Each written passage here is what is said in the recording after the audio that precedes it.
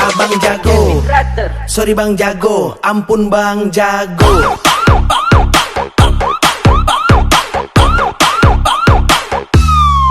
Ampun bang jago. Halo Rek, kembali lagi di Fajar Sweet. Nah, aku akan update analisa teknikal dari Bitcoin. Seperti yang aku katakan pada 2 hari lalu. Tapi menurutku jika dia terus turun maka supportnya akan ketemu di sini. Nah, mungkin dari begini dan breakout. Nah, setelah Bitcoin breakout, dia melakukan retest support di sini 2 kali, 1, 2. Jika dia terus bertahan, mungkin dia harus menjebol satu resisten lagi yang membentuk karena breakout kemarin. Nah, di sini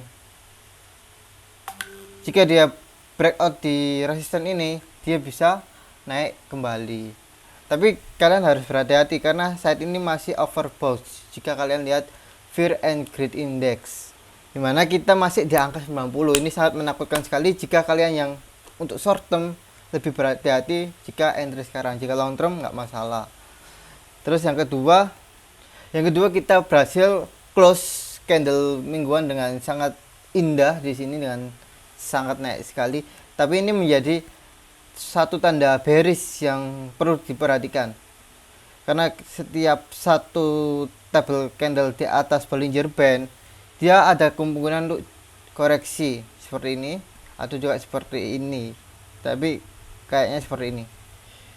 Atau jika dia stabil, maka dia akan bermain seperti ini, stabil hingga masuk ke Bollinger Band lagi, naik. Tapi kalau dia koreksi, itu akan menguntungkan buat yang belum membeli juga. Jadi secara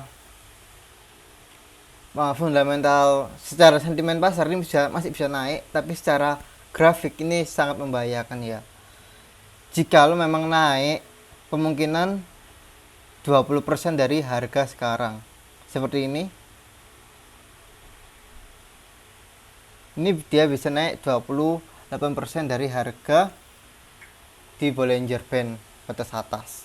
Jika dia naik flash pump di minggu ini sekitar, jadi masih bisa naik sekitar 20% dari harga sekarang. Habis itu turun lagi jika lo naiknya saat ini. Tapi aku lebih suka dia sideways dulu. Kita lihat grafik tahun 2016 ya.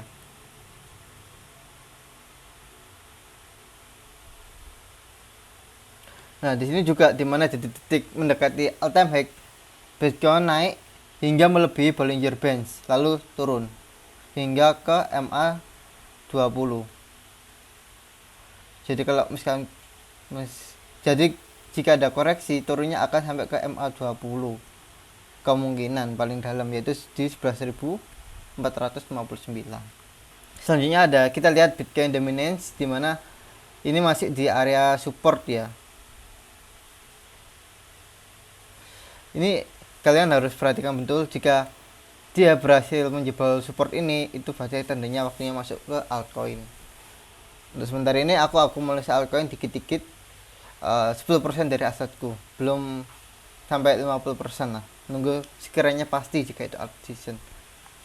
Selanjutnya masih dalam segi teknikal, yaitu crypto money flow cycle, atau kita anggap aja lingkaran setan. Jadi di crypto ini ada sebuah cycle, pemutaran uang, dimana uang masuk itu dari Bitcoin, dan Bitcoin naik, ada new investor baru. Si investor lama ini pindah ke market cap dengan market cap yang besar seperti Ethereum dan lain-lain, Binance. Selanjutnya ke middle cap dan ke low cap. Nah, ini seperti digambarkan, fiat masuk ke Bitcoin, Bitcoin pindah ke large cap pindah ke mid cap pindah ke low cap. Nah, low cap pindah ke Bitcoin atau bisa langsung ke fiat. Ini kalian bisa baca sendiri.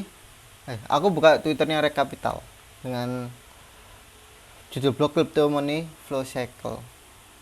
Jadi itulah kenapa sekarang aku lebih stok ke Dogecoin dulu, karena Doge itu termasuk dalam large caps. Karena kalau udah large caps yang di pump, aku pindah ke salah.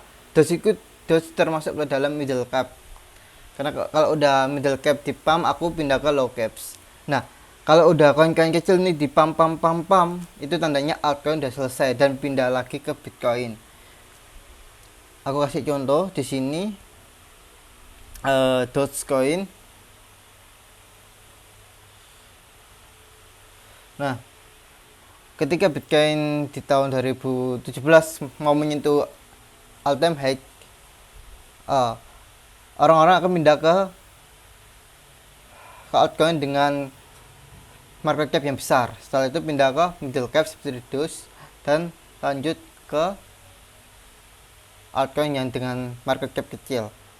Nah, setelah Doge ini naik, maka orang-orang lebih menjual ke Bitcoin.